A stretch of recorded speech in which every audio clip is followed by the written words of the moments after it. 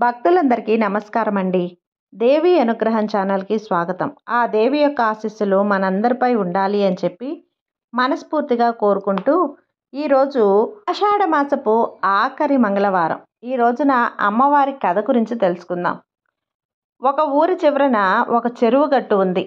ఆ చెరువు గట్టున ఒక పెద్దింటమ్మాయి ప్రకృతి అందాలను చూస్తూ ఉండిపోయింది.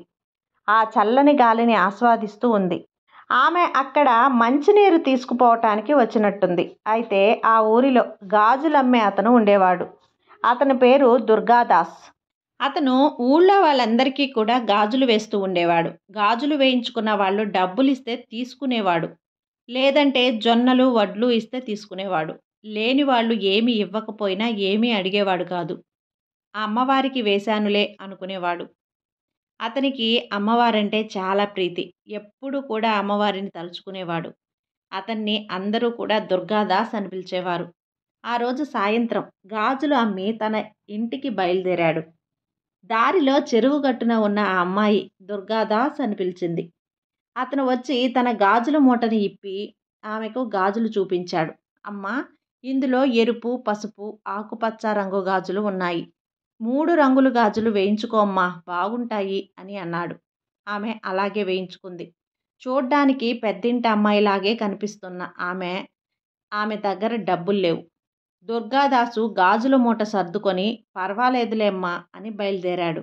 ఆమె అతన్ని ఆపి, నువ్వు నాకు గాజులు వేశావు కాబట్టి డబ్బులు తీసుకోకపోతే ఎలా అని పక్క ఊరిలో శివాలయం పక్కనే మా నాన్నగారి ఇల్లు ఉంది.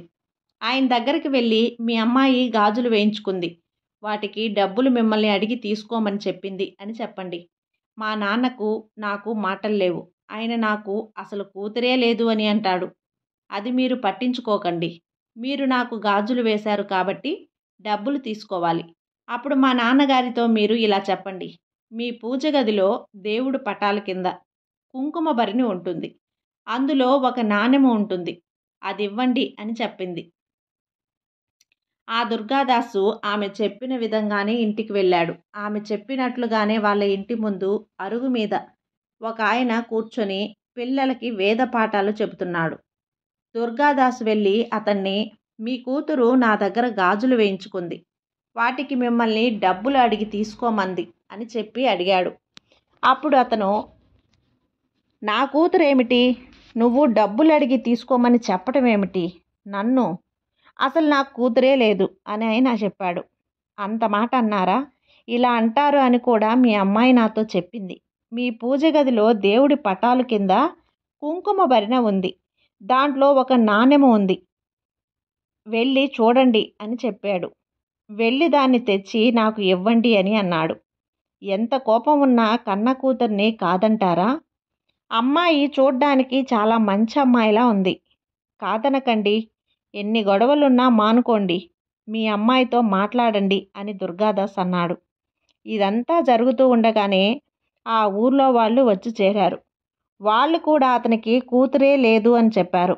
లేదండి, ఆ అమ్మాయి నాతో చెప్పింది.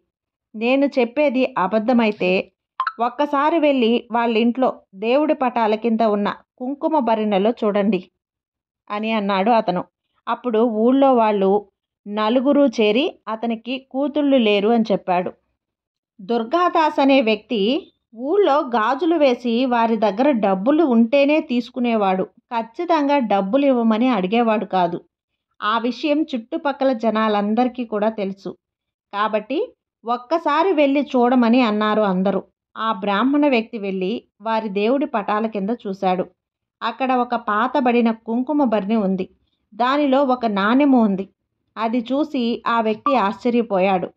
మా ఇంట్లో దేవుడి పటాల కింద కుంకుమ భరిణి ఉన్న విషయం నాకే తెలియదు ఇంతవరకు కూడా. అలాంటిది గాజులమ్మే వ్యక్తి దుర్గాదాస్కి ఎలా తెలిసింది అని ఆశ్చర్యపోయాడు. అక్కడే కూర్చున్న వాళ్ళ అమ్మ, నాయనా, అది మీ తాతల ముత్తాతల కాలంలో పూజించబడే నాణెం. నీకు ఇన్ని రోజులుగా చెప్పాలి అనుకున్నా కూడా నేను చెప్పలేకపోయాను అని చెప్పింది ఆ బ్రాహ్మణ వ్యక్తి.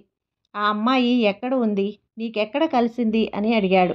అప్పుడు దుర్గాదాస్, పక్క ఊరిలో చెరువు గట్టుపై నీళ్ల కోసం వచ్చి నిలబడి ఉంది, కావాలంటే వచ్చి చూడండి అని అన్నాడు. అందరూ కలిసి ఆ చెరువు దగ్గరికి వెళ్ళారు. అక్కడ ఎవ్వరూ లేరు. దుర్గాదాస్ గట్టిగా అరిచాడు. ఆ అమ్మవారిని పిలిచాడు. ఇప్పుడు గనక ఆ అమ్మాయి కనిపించకపోతే అందరూ నన్ను తప్పు పడతారమ్మా. తల్లి, నువ్వే నన్ను ఆ మాటలను నుంచి కాపాడాలి అని వేడుకున్నాడు. అప్పుడు చెరువులో నుండి 2 చేతులు బయటకు వచ్చాయి. ఆ చేతులకి ఎరుపు, పసుపు, ఆకుపచ్చ రంగు గాజులు ఉన్నాయి. అవి దుర్గాదాస్ ఆ అమ్మాయికి వేసిన గాజులే. అప్పుడు దుర్గాదాస్ తను సాక్షాత్తు అమ్మవారికే గాజులు తొడిగానని సంతోషపడ్డాడు. ఎన్నో రోజులు పూజలు అందుకొని మరుగున పడిపోయిన అమ్మవారు మళ్ళీ కుటుంబీకులతో పూజలు అందుకోవటానికి మళ్ళీ ఈ విధంగా దుర్గాదాస్ ద్వారా వారి కంటి ముందుకు వచ్చింది. ప్రతి నిత్యం అమ్మవారిని తలుచుకునే దుర్గాదాస్కి అమ్మవారికి తాకి గాజులు వేసే అదృష్టం లభించింది.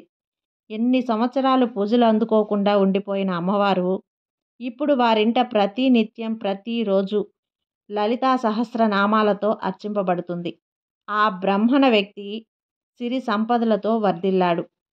అమ్మవారికి చేసిన పూజా ఫలితాలు మనం కష్టాల్లో ఉన్నప్పుడు ఒడ్డున చేరుస్తాయి. ఈ విధంగా అమ్మవారి కటాక్షం దుర్గాదాస్కి, అతని ద్వారా ఆ బ్రాహ్మణ వ్యక్తికి, వారి ద్వారా ఊరి జనాలకి కలిగింది.